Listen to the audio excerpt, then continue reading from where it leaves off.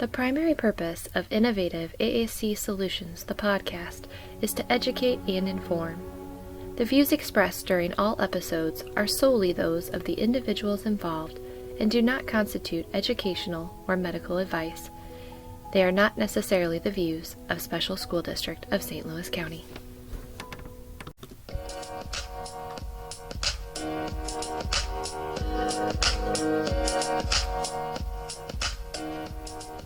Welcome back, everybody, to AAC Innovative Solutions. I'm here with Laura Hayes. And I'm Bridget Sahlberg. And today we are talking about my interview with Kaitlin Mulcahey. And she really dives into special interests, which, as we know, is super exciting. And it's really just a new way to refresh your therapy if you've been feeling kind of stagnant with it. Laura, can you kind of talk about how you see special interests playing into gestalt language processing? Yeah, I think that, we have things that we might, there's a lot of information about like info dumping and how these special interests can really intrinsically motivate someone and enhance their desire and their drive to communicate with others. And so that still applies to anyone who is a complex communicator or a non-speaker. And when we lean into those interests, we are really leaning in to the motivation to communicate and the language that can grow with that motivation to communicate. So I'm curious if you've been kind of diving in. I feel like I've been diving into that a lot with my teams, because how does that apply to the academic world and curricular supports? So I'm curious, what have you been doing? Yeah, one conversation I've been having with certain teams is this student is only interested in whatever that special interest may be. So if they're interested in animals and that's their, special interest, can we expand that play from the tabletop to incorporating, with a dry erase marker? Can we incorporate a pond that they're jumping into now? Can you incorporate, a house that they're living in to, stimulate more language, different gestalts that, might not come up if you're just lining up the animals, if they can tolerate you adding to that play schema. Can you get on the floor with the animals and hear different language just in a different space in the therapy room or in the classroom? Can you take the animals on a scavenger hunt and kind of just see what naturally occurs in those different environments, but still respect that student and incorporate those special interests to really foster more authentic communication for that student? Just like to echo, I think that we try really hard in our activities that we talk about each week, where we're pulling something from our IRC and the innovative activities and thinking through like, well, how can we use these in a dynamic way based off where they are at in their Gestalt language development? And, when we think about the language development, it goes right in line with cognitive development. So those play schemas should and will naturally grow as they move through those stages of Gestalt language development. So it's something really beautiful that can tell us like, yeah, we're on the right track, because before we were very rote with our play. We didn't have a lot of imaginative play. And then as we moved into stage 3 and we started to reference things more, it just really, I've seen it with so many students where it just really light bulbs go off and they start doing way more play schemas and way more imaginative play. And it makes sense if we think about child psychology and development, that as our cognition and our language grows, then so will our play. So the more we can lean into those interests, the more we can make them dynamic. Because like you said, whether it be farm animals or train tracks or a favorite character or a favorite video, whatever it is, we can expand upon that. We can find ways to pull it into math, to pull it into science. That's our job to differentiate and be able to provide those supports. So if you're still like, oh, that's just not something I'm comfortable with, reach out to us so that we can kind of help you problem solve those activities in the day. Yeah, and let's hear from Kaitlin because she has a lot of information to share with us as well.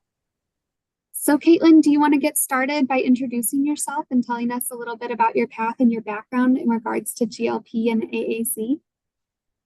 Sure. My name's Kaitlin Mulcahey. I have been a speech pathologist since 2015.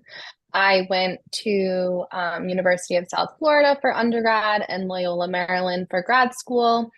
And I have worked predominantly in various private practices over the years. And then last January of 2023, I opened my own private practice in East Providence, Rhode Island, called Competent Communicators. And I work mostly with AAC users, gestalt language processors. I have a couple of outliers, but I would say at this time, that's predominantly my caseload. I use a neurodiversity affirming lens, very play-based in my therapy, and really like to involve parents in my approach. So I've been open about a year and a half now, and I've been full-time for just about a year at this point there. Congratulations on opening the practice. Thank you. Yeah, it's been really exciting. Now I'm trying to decide like if I'm going to stay just me or start hiring and sort of like what next steps are and what I want that to look like. Very cool. Can you give us an overview of what the term special interest might mean and what it could look like in a classroom? Sure. So I would define a special interest as, any sort of topic or item or activity that a child has an interest in that might be more passionate than we might typically see. I feel like I see this a lot with my neurodivergent clients where they have various special interests. So I have one client who really is passionate about different types of bugs. He knows all about different types of bugs. He learns best when you incorporate that interest into sort of the activities you're doing with him. I have another client who really loves toilets. And so this was a first for me. I've learned so much about plumbing and toilets this year. And, we really just kind of dive into that with him. And I find he's a GLP, but also working on some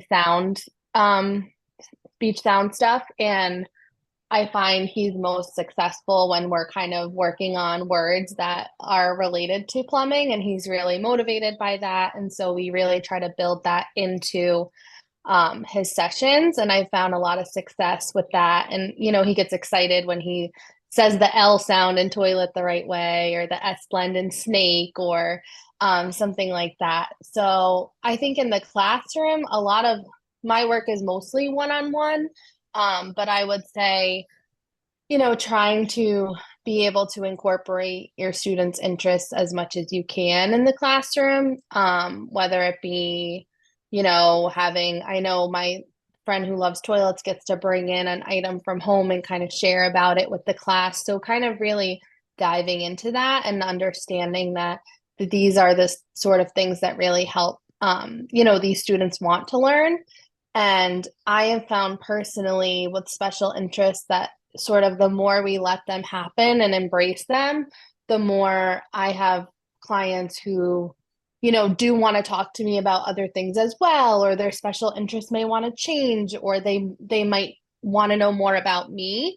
Whereas if we sort of push like, oh, we're not talking about that right now, we're not talking about that right now, I see them kind of really hone in on it. And it's something that it seems like, they want to have some autonomy over, and it's something they're really passionate about. So I think it's, in our best interest as therapists and teachers and providers to really embrace that and, meet the children where they're at and, enjoy connecting with them over something that they're so passionate about.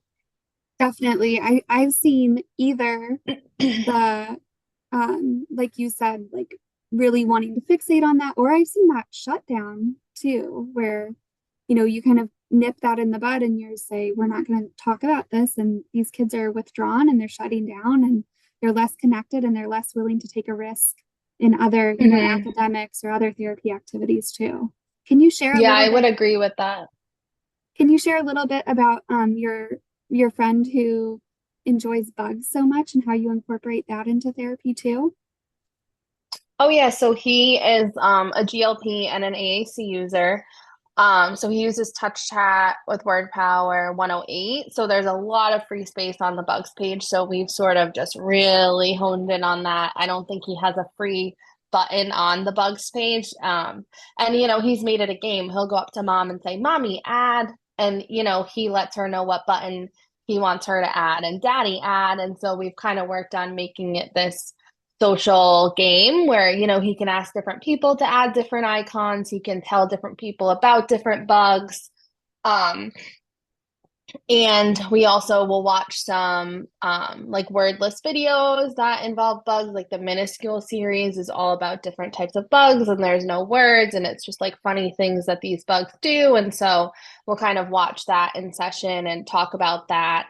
And he has like a bug sensory bin we made together. And then whenever he's leaving session, the peer that comes after him, he likes to kind of tell him like a fun fact about bugs. So I use a couple minutes there for like that social piece of like, he wants to tell you about bugs, and he probably wants to tell you about excavators or cement mixer or one of his favorite trucks. So they're able to kind of connect in that way, even though it's about different things.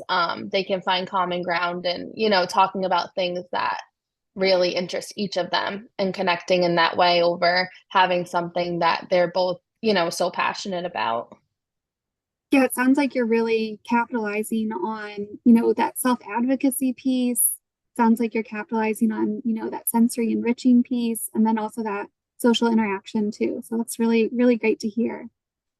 Yeah, I like the parents to see like, these kids are social. It's just finding what they are interested in talking about, and that's okay. And I always use the analogy, I don't like to talk about my taxes. I like to talk about things that interest me as well. It just may be different interests, and that's okay.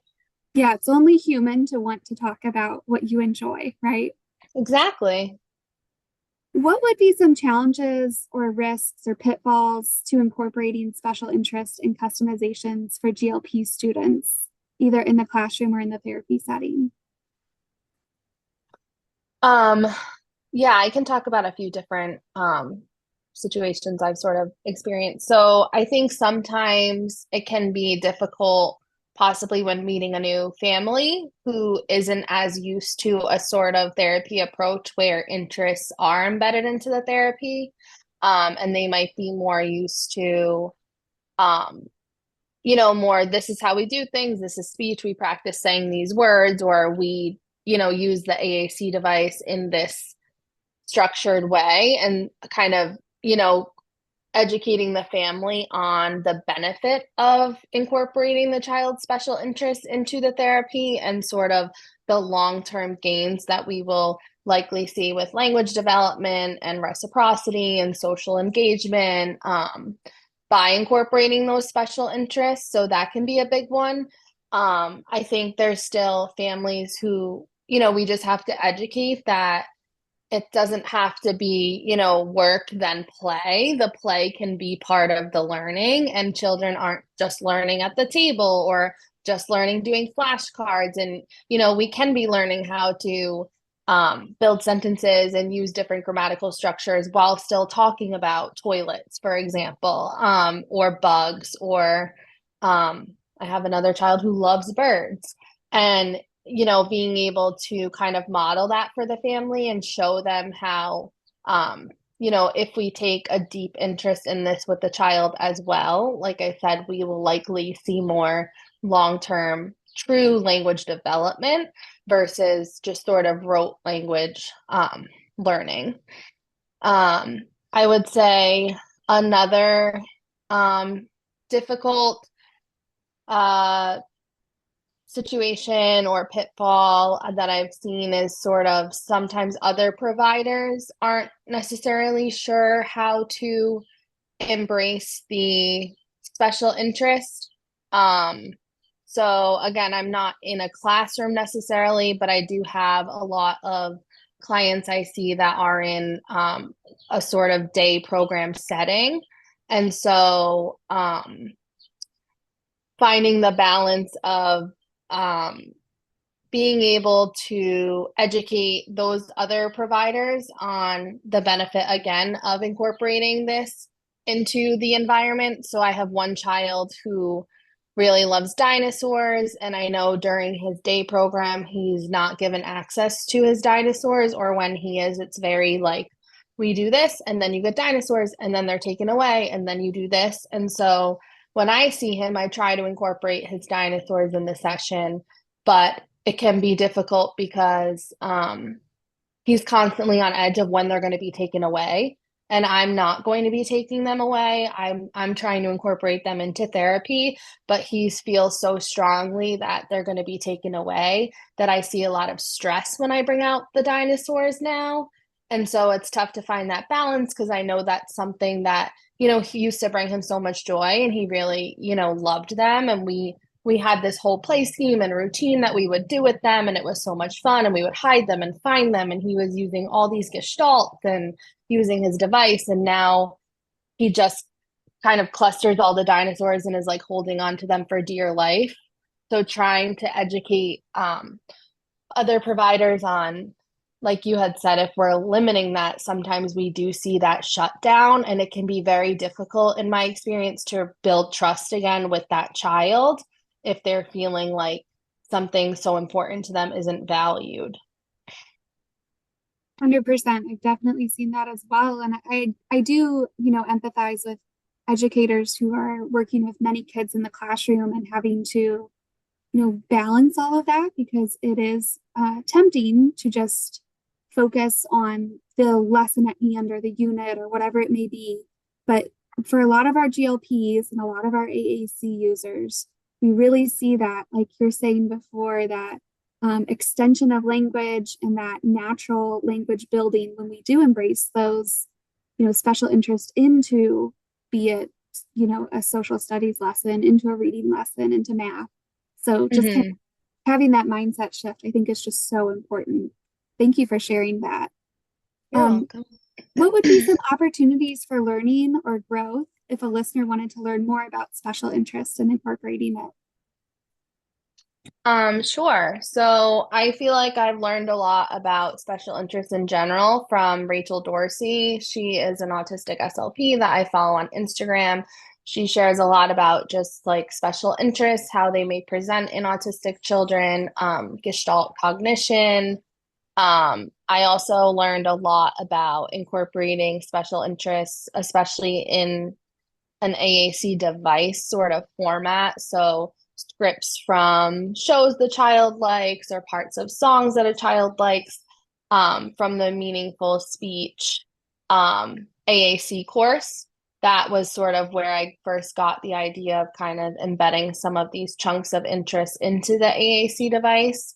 So I feel like that is definitely a great course for kind of tying it all into, GLP, AAC, and special interests. And then I think for me as well, anecdotally, it's just been a lot of, trial and error, and, thinking about what about the student's profile as far as like sensory needs go and that sort of thing. And then what about their interests, and kind of being able to incorporate those two together. And so like yesterday, I did a session with a child who loves numbers, but I made sure every number activity was presented with some sort of sensory component, because he's a sensory seeker. And if we don't have structure, but also sensory opportunities, he can get very overwhelmed. So we made sure to have, numbers in kinetic sand, numbers in fluffle, an obstacle course in the motor area with numbers. So also I think learning about just sensory processing can be really beneficial when working with this population. I know Jessie, the sensory SLP, has some great courses. She has some free resources as well on just learning more about sensory processing for SLPs. And being in the schools, we can always tap into our OTs and just kind of pick their brains on that. Even if they don't service the child, a lot of times they have a really great idea about, incorporating that, building it into the routine, maybe taking a different approach with the classroom as far as that goes. So that would be another resource in the schools that we could always tap into too. Definitely. And then, do you have a favorite AAC moment with an AAC user? And this can be related to GLP or just in general. So I feel like I have so many, but one that really stands out to me, back then I didn't know really much about GLP. It was probably 2017 or so. I was working with a young girl that was non-speaking autistic. She used lamp words for life. And she was an emerging AAC user, but she had some strong spelling skills. So we were always modeling on the keyboard as well. And one day she kept typing brown, brown, brown. And I was like, I don't know. I was like giving her brown paper, brown marker, brown, toys that I could see on the shelf, brown. I couldn't think of what, she was talking about, but I felt like it, was purposeful. So I said, why don't you show me? And she took my hand and led me out of the sensory gym, like down this long hallway to my small office where she always left. She always came in with a Dr. Pepper that's obviously brown. And she always left it on my desk before we went in the sensory gym, and she wanted her soda. And, I don't think Dr. Pepper was in the system yet. And I don't think she knew where soda was, or how to spell it, but she knew brown. And so she was trying to communicate, which she did effectively, that's what I want, and led me to it. But it's always a good example of, just presuming competence and taking things, assuming that the child is purposely trying to tell you something and giving them that opportunity to show you in another way, if you're not able to know what they mean just from their AAC device. Absolutely. And I think it's a testament to that trust that we create with these clients, and knowing that we're going to listen to them and validate them and help them to be understood. It's so easy sometimes to say, we don't have brown, or we're not sure what you mean, and really leaning into that and seeing through that she wanted that brown drink and she got it. So yeah, what a great story. She was so excited. Yeah.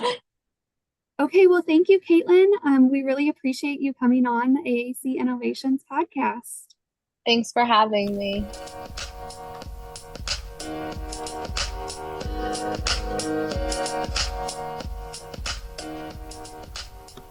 For this week's innovative activity, I have an oldie but a goodie. It's called Let's Go Fishing. I feel like most people know the premise of this game, but basically you have these fishing poles, and you take the fishing poles, you start the button, set the timer, and you have probably 20 to 30 seconds to catch as many of these fishies that are opening and closing their mouths as you can. But what I love about this, floor fishing poles. So this could be a fun group activity, maybe even two. But what I love about this is that it has so many opportunities if your GLP AAC user is into it, for a variety of models and potential gestalts or words around whatever language stage you feel like they're in based on your language samples. So if we were in stage 1, some potential gestalts that I might model could be it's going down, or it's opening, let's get it, it's a blue one, those kinds of things around, or it's stuck sometimes, because sometimes the fish in the fishing pole gets stuck, or that's not fair because it pops out, or we can't catch it. So these are all fun things that we could model in stage 1. If we're in stage 2 and we're mixing and matching, we could mix and match, like it's a blue one, it's an orange one. We could shorten it even, right? Like red one. Gotta get more. It's not fair. It's not right. It's not working. We can just mix and match those gestalts that we're already seeing and shortening those. And then if we're into stage 3, we could start really referencing the different colors. So fish orange, orange fish. I don't know if you can see, there's some stickers on here too. So we've got starfish. Talk about the poles themselves, right? Yellow pole or pole blue, long pole, pole pond, pole fish, fish pond, all those great things in stage 3 and beyond when we kind of start getting into more grammar. So it's a great one. It's very, very versatile. It's even potentially good for a group if you're stuck in a group setting, but everybody likes this fishing game. So check it out. There's a lot of this brand is Pressman, and it's in the IRC, but I know there's a lot of different brands that make this specific game, and it's a good one for GLPs. So check it out.